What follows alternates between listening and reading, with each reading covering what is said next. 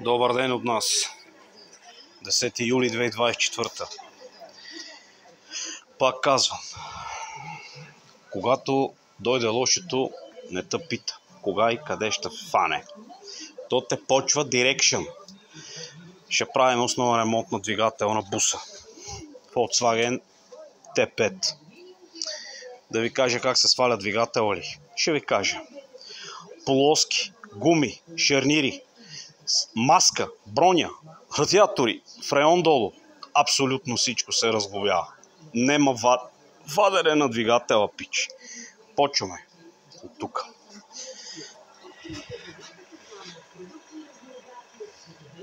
Всичко, колектори, управление на турбото, тампони двигателя. Отпред няма вадене, ще се вади с палетна количка. На палета. Ето му ги другите черкалъци. Маски, решетки, фарове,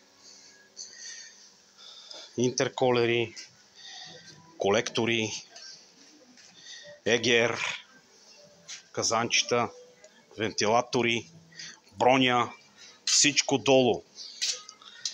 Така, искам да кажа, че тия неща аз ги правя с затворени очи. Вие може да се плашите.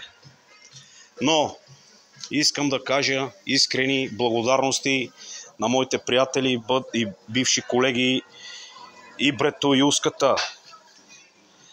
Те ме научиха да направям тия неща сега, които ги правя. Аллах да им дава много здраве и щастие на тия хора. Ако не беха те, аз тия ремонти не можеше да ги правя. Немаше как да стане. Те ме научиха. Ибрето и Уската. Това е.